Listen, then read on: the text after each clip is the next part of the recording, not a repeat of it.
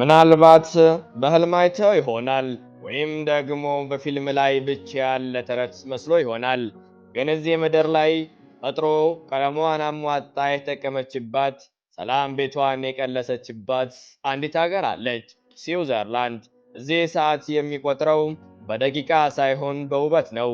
ይህ የጉዞ ታሪክ አይደለም።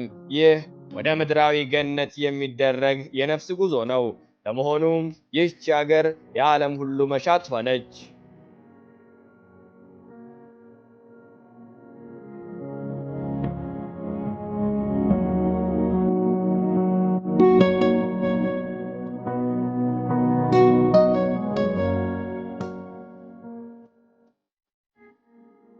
የአልፐስ ተራሮች የስዊዘርላንድ የጀርባ አጥንቶች እንደ ማተርሆርን ያሉ ግዙፍ ተራሮች ሰማይ ሲነኩ አንተ ራስህን ከዓለም በላይ እንደሆንክ ይሰማሃል። እዚህ አየር ላይ ያለው ንጽህና ሳምባህን ብቻ ሳይሆን ሕሊናህን ጭምር ነው የሚያድሰው። በበረዶ የተሸፈኑ መንደሮች ውስጥ ስታልፍ ጊዜው የቆመ ይመስልሃል።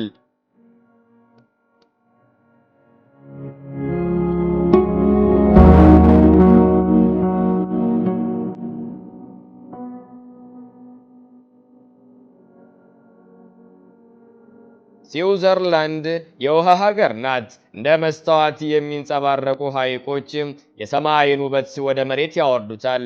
በከተሞች ስትራመድ ደግሞ የጥንታዊ ታሪክ፣ የዘመናዊ ስልጣኔ ፍጹም ውህደት ያጋጥመሃል። ዞርክ፣ ዴኔቭ፣ ሉሰር፣ እያንዳንዱ መንገድ ታሪክ ያወራል። እያንዳንዱ ሕንፃ ጥበብን ይዘምራል።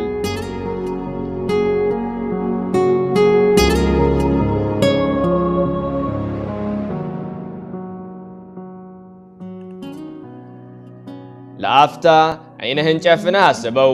በቀይ ባቡር ውስጥ ሆነህ በመስኮት በኩል አረንጓዴ መስኮች የሚገረስሱ ፏፏቴዎችንና ትልቁን ሸለቆ ስትመለከት። ግላሲየር ኤክስፕረስ ባቡር ብቻ አይደለም፣ በምድር ላይ ያለ እጅግ ውብ ሲኒማ ቤት እንጂ። በመስኮት የምታየው ምስል በየሰከንዱ የሚቀያየር ተንቀሳቃሽ ስዕል ነው።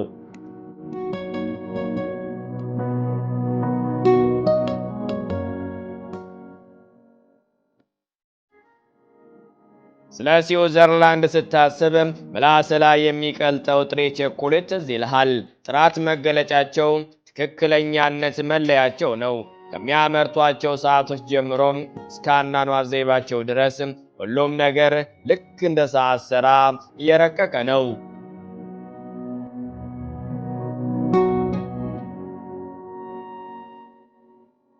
በዓለም ላይ ካሉ ሀገራት ሁሉም ፍጹምነት የሚለው ቃል የሚገባቸው ጥቂቶቹ ናቸው። ስዊዘርላንድ ደግሞ የዚህ ቃል ትርጉም ናት። ግን እዚህ መኖር ማለት ምን ማለት ነው? በውድ ሰዓቶችና በቸኮሌት የታጀበ ተረት፣ ወይስ እያንዳንዱ ሰከንድ የሚሰላበት የዲስፕሊን እስር ቤት? ዛሬም ከቪላዎች እስከ ሐይቆች ባሻገር ያለውን እውነተኛ የስዊዝ ኑሮ ላስቃኛችሁ።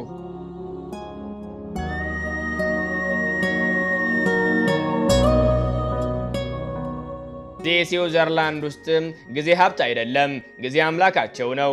የሀገሪቱ ባቡሮች አንድ ሰከንድ እንኳን አይዘገዩም። ኑሮ ልክ እንደ ስዊዝ ሰዓት በጥንቃቄ የተሰራ ነው። ጎረቤትህ ድምፅ ካሰማህ፣ ቆሻሻ በቦታው ካልጣልክ፣ ሕግ ወዳው ደጃፍ ላይ ይቆማል። ይህ የሰላም ገነት ነው። ግን ሰላሙ የሚመጣው ለሕግ በመገዛት ነው። እዚህ መኖር ማለት ስርዓት መሆን ማለት ነው።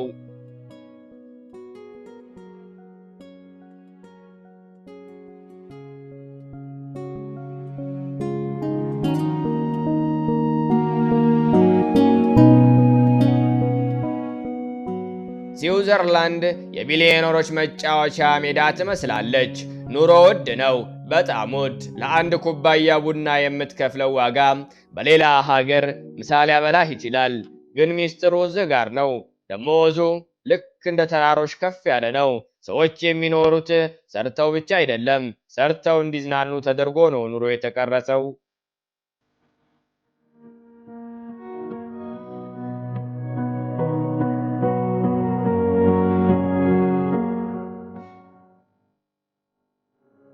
ከሥራ በኋላ ያለው ኑሮ ልክ እንደ ፊልም መዝጊያ ነው። እያንዳንዱ ስዊዝ በሳምንቱ መጨረሻ ወደ ተራሮች ይሸሻል። ከተፈጥሮ ጋር መነጋገር፣ በንጹህ አየር መታጠብ የኑሮ ግዴታ ነው። እዚህ ውጥረት፣ ስትረስ ቦታ የለውም። ተራራው ነፍስህን ያክማታል፣ ሐይቁ ደግሞ ጭንቀትህን ያጥበዋል።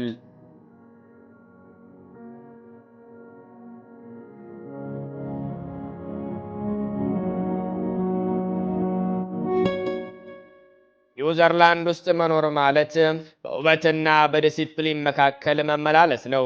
ተፈጥሮ በሰጠችው ገነት ላይ ሰው ጥበቡን አክሎባታል። ለመሆኑም አንተ እንዲህ አይነት ስርዓት ባለው ግን ደግሞ ውድ በሆነ ዓለም ውስጥ መኖር ትመርጣለህ ወይንስ ነፃነት የሚገኘው በዝርክርክነት ውስጥ ነው ብለህ ታምናለህ?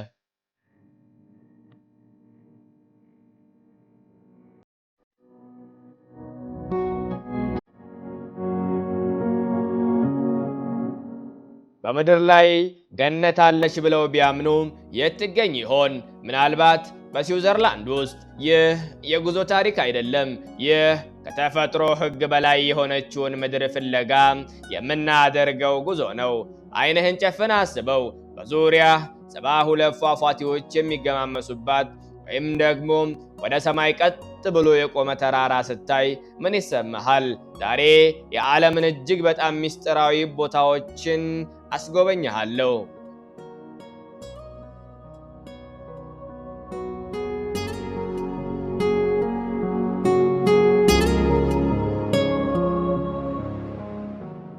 ቁጥር 1 ማተርሆርን። ይህ ተራራ ተራራ አይደለም።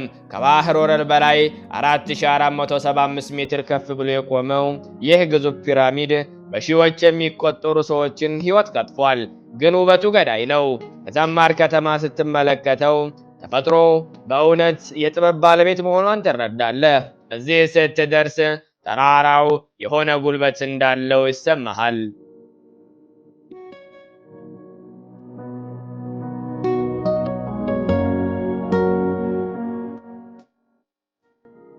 ወደ ቁጥር 2 ስንሄድ ላውተርቦርን ቫሊ ይባላል።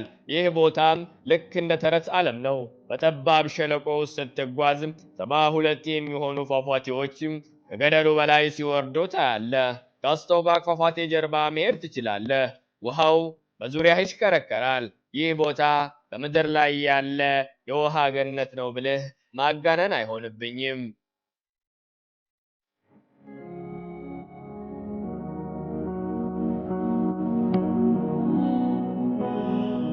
ቁጥር 3 ኦሸን ሲየንስ። ይህ ሐይቅ ተፈጥሮ የደበቀችው ዕንቁ ነው። ውሃው ከበረዶ የሚመነጭ ስለሆነ ክርስቲያን ያህል ንጹህ ነው። የሐይቁ ሰማያዊ ቀለም የመጣው በአፈ ታሪክ መሠረት ከፍቅረኛው አምባ ነው ይባላል። እዚህ ጀልባ መቅዘፍ ወይም በዙሪያው በእግር መጓዝ ሰላምህን ያገኘህ ያክል ይሰማሃል።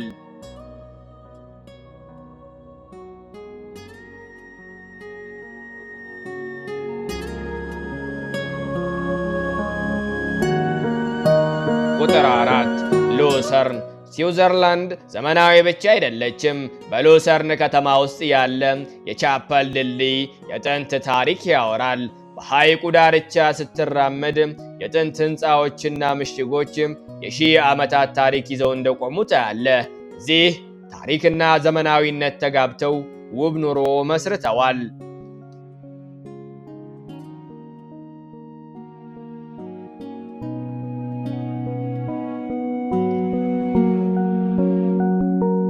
እናም በመጨረሻም ግሪድልዋልድን ፈርስትን።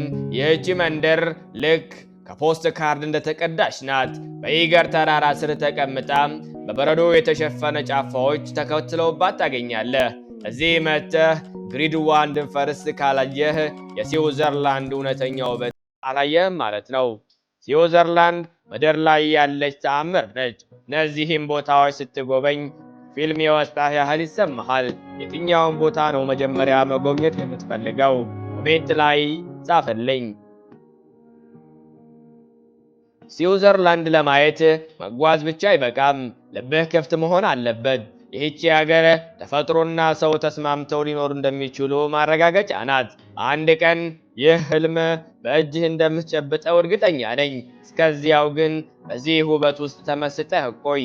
ይህም ቪዲዮ ከወደድከው ላይክ አድርግና ለወዳጆችህ ሼር አድርግ። በሌላ ቪዲዮ እስክንገናኝ ድረስ ህልምህን መከተልህን አትተው።